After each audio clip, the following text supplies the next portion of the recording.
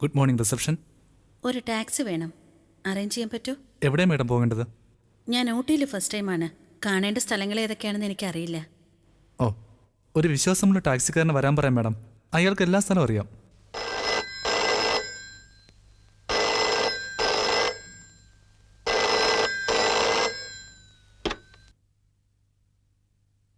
ആ, കേശവനാ. ആ, അതെ അതെ. ആ, ഞായറാഴ്ച ഞാൻ വണ്ടി എടുക്കത്തില്ലെന്ന് നിങ്ങൾക്കറിയില്ലേ? ശരി, ആരായിരുന്നാലും എന്താ? ആ, ശരി ശരി.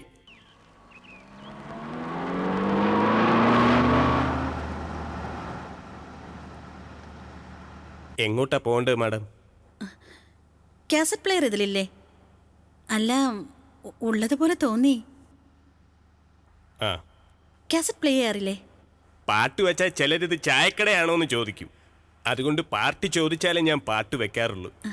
ഈ പാർട്ടിക്ക് പാട്ട് വേണം.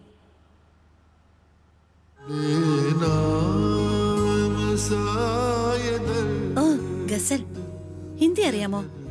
ഒട്ടും അറിയില്ല. പാട്ട് രസിക്കാൻ ഭാഷ അറിയണമെന്നില്ലല്ലോ.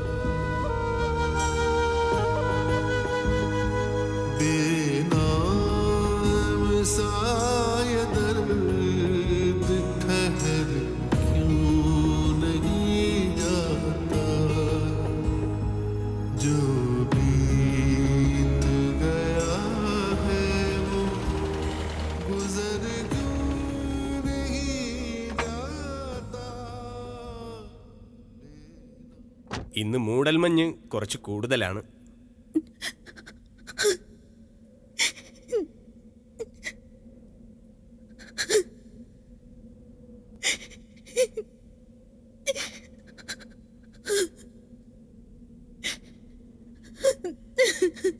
മാഡം, ഈ സ്ഥലം കാണണ്ടേ?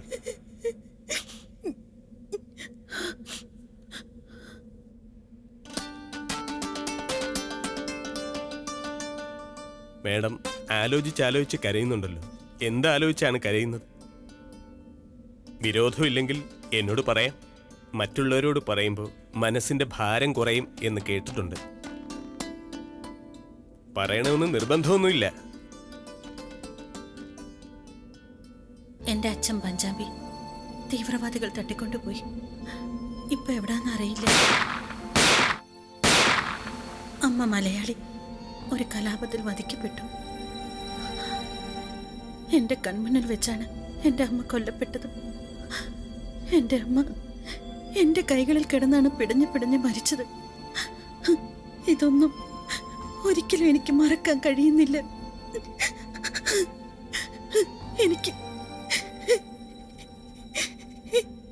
എനിക്കിപ്പോ ആരുമില്ല. ഇത്രയും വിശാലമായ ലോകത്ത് ആരുമില്ലെങ്കിൽ എന്താ? ഉപദേശങ്ങൾ തരാൻ ആർക്കും കഴിയും സർ. ഇതുപോലൊരവസ്ഥ നിങ്ങൾക്ക് വന്നാലേ അതിന്റെ വേദന മനസ്സിലാവും. അനുഭവിച്ചവൻ തന്നെയാ ഞാനും. ക്രൂരനായി എന്റെ അച്ഛൻ എന്റെ അമ്മയെ കഴുത്ത് ഞെരിച്ചു കൊല്ലുന്നത് നേരിട്ട് കണ്ടവനാണ് ഞാൻ. ഒന്നും ചെയ്യാൻ കഴിയാതെ ശ്വാസം മുട്ടി കൈകാലിട്ടടിച്ച് ഇഞ്ചിഞ്ചായി എന്റെ അമ്മ മരിക്കുന്നത് നേരിട്ട് കണ്ടവനാണ് ഞാൻ. അതിനേക്കാൾ വലുതൊന്നുമല്ലല്ലോ നിങ്ങൾക്ക് സംഭവിച്ചത്. വേറെ എവിടെ പോണം?